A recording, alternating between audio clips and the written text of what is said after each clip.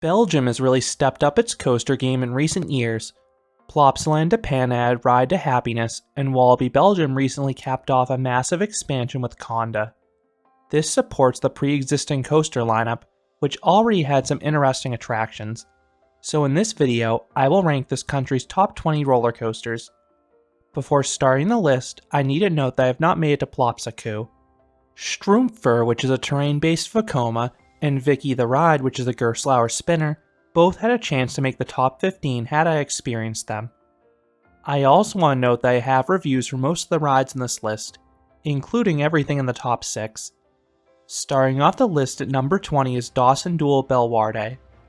This is a bizarre mountain coaster from Vegan. For one, it's not built on a hill. This removes one of the best elements of the genre. 2, you have to walk up a very long ramp just to reach the top, much like a water slide. 3, the manual brakes are disabled, so everyone goes down at the same speed. I think this is a positive, so you aren't interrupted by a slower rider ahead of you. However, this layout is pretty weak. There are no dips with airtime, and the turns are light on the laterals. Number 19, Boomerang at Bellewaerde and Cobra at Walibi Belgium. I'm grouping these two Vekoma boomerangs together because they ride similarly, for better, for worse. The ride is as forceful as ever. The first drop has a nice freefall sensation, then all 3 inversions deliver crushing positive Gs. They are especially disorienting going backwards. Neither ride is glass smooth, but they don't cause too much headbanging. Number 18, Oki Doki at Bobbejaanland. This Vekoma Junior coaster has a shockingly good drop in the back row. It is far steeper than you'd expect for a ride like this, and the train is really whipped down it. The rest of the layout is pretty tame, but it is scenic as it heads over pathways, and it's smooth too. Number 17, Speedy Bob at Bobbejaanland. This mock wild mouse provides great laterals in the first half, which is essentially untrimmed. The second half doesn't have any airtime due to a series of trims, but it is worth noting this coaster used to have a mirror image next door, but that was removed after the 2008 season and relocated to Parque de Atracciones de Madrid, where it now operates as Vertigo. This removed a neat visual aspect of the ride. Number 16, Dreamcatcher at Bobbejaanland.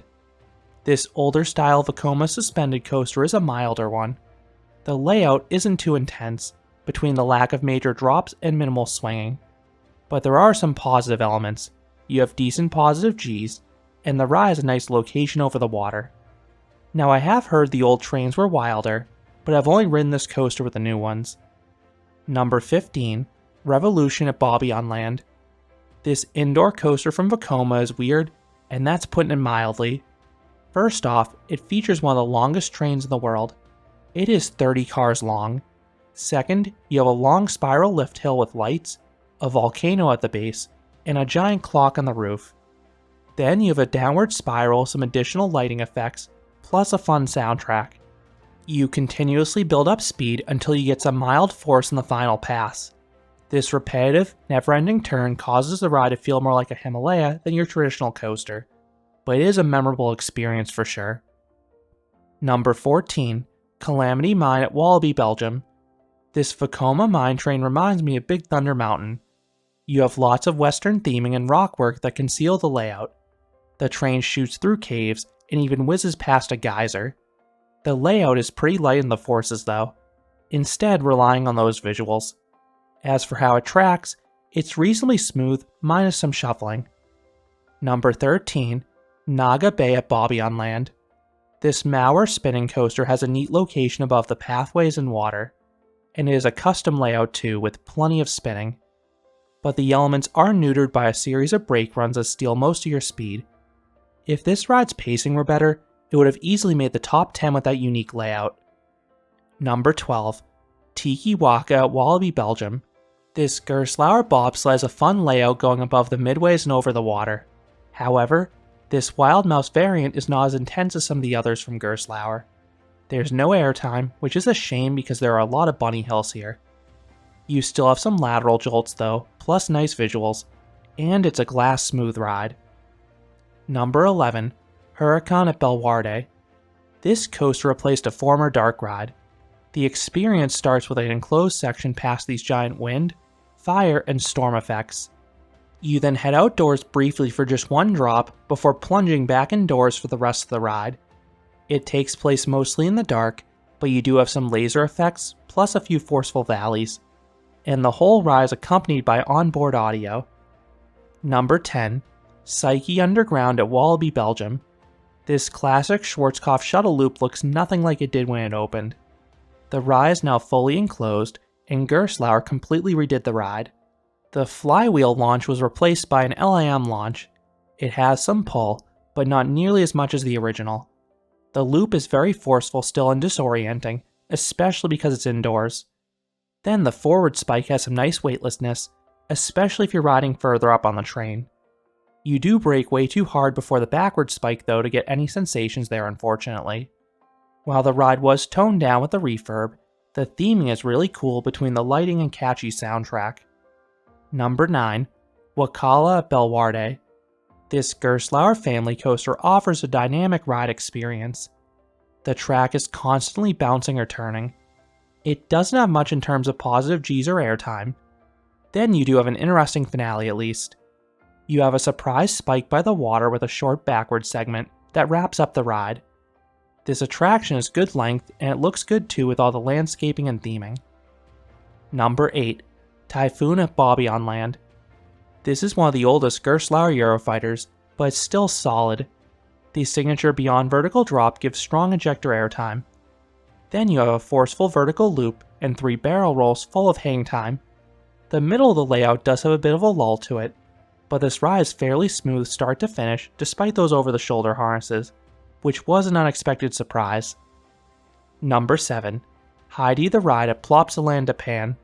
This great coaster's international creation is a near clone of Fun Spot's White Lightning. While it is smoother, it does not have the same power. Maybe it was the cooler weather, but I only got a few tiny pops of airtime along the route. Meanwhile, White Lightning typically has more forceful pops that can match the larger GCIs. Heidi does carry good speed at least, and it's running very smoothly. Plus, there's a fun dark ride segment on the final turn heading back to the station. Number 6. Pulsar at Walibi Belgium. The prototype Mach Power Splash is a thrilling water coaster. The launches have some kick to them, which is rare for a Mach. The third one in particular is a forceful backwards one that folds you over the restraint. Then this ride also has some nice airtime. The middle hump gives a really nice floater airtime after the third launch. Then you get good weightlessness on the spikes. Last but not least, the ride ends in a giant splash. Those on the edges will get way wetter than those on the inside seats, so definitely plan accordingly. Number 5. Anubis the Ride at Plopsaland de Panne. This launch coaster kicks things off with a powerful LSM launch. You rapidly accelerate and are slammed against your seat. You then go through a nice top hat with laterals, plus some ejector airtime. Then you have Six Flags Over Georgia's Daredevil dives layout through the woods. I like the dive loop offering an inverted airtime pop and nice positives. Then the final inline twist has incredible hang time. While this ride has over-the-shoulder restraints, it thankfully tracks well. And you also have some nice theming in the queue line as a bonus. Number 4. Loup-Garou at Walibi Belgium. This rare Vekoma wood coaster has a good layout. There are a lot of drops with some nice airtime in the back, particularly the last 2. The negative Gs were more sustained than most other wood coasters.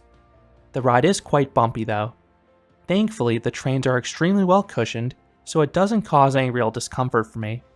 But just keep that in mind if you hate rough rides. Number 3. Fury at Bobbejaanland. This Gerstlauer Infinity coaster uniquely allows riders to vote whether they'd like to experience the coaster forwards or backwards. This gives the attraction a lot of re-ride value because the elements feel different depending on your seat and orientation. You have 3 launches, with the last 2 having considerable power. Then you have strong ejector airtime on the top hat, particularly if you're going backwards. The rest of the ride has multiple elements with nice laterals, good positive Gs in the valleys, hang time in the inversions, and insane weightlessness on the spikes. And all of these forces occur with just a lap bar. This ride is mostly smooth too, and it's a fun mix of forces. Number 2. Ride to Happiness at Plopsaland de Panne. This ride unlocked the full potential of the Mach Extreme Spinner. This ride is mayhem. The vehicles spin at a good clip throughout, making each ride and element unique. The spin makes the launches exciting. Then you have 5 of the greatest inversions in the world. The Twisted JoJo roll offers extreme hang time, as does the super disorienting double dive loop later in the ride. That is my favorite inversion anywhere. You also have a good 0G roll, then the banana roll and vertical loop will mess with your sense of direction as you spin throughout them. And you also have great airtime as well. The broken up top hat and final hills deliver some powerful ejector airtime, and then there are a few other solid hills scattered about as well. And the whole experience is plus by electric onboard audio. And coming in at number 1 is Kondaa at Walibi Belgium. This intimate mega coaster is the perfect marriage between Expedition G-Force and Steel Vengeance. The ride starts with an incredible first drop. You have powerful ejector airtime and intense lateral simultaneously. Then the first 2 camelbacks deliver incredible and sustained ejector airtime. You then have a unique turnaround section before kicking off a rapid return run. Take the usual flurry of bunny hills on an RMC, all of which have abrupt airtime pops of course. Then replace the inversions with some larger bunny hills with more sustained ejector airtime. It is a great combination. This is one of the best paced coasters in the world and is super rideable between the amazing elements and smoothness. So those are the top 20 roller coasters in Belgium. This country has an impressive top 2, but which of these rides do you prefer? Let me know down in the comments. If you enjoyed this countdown, I would appreciate it if you gave this video a like, and you considered subscribing, because there'll be a lot more roller coaster and amusement park videos here at Canopy Coaster.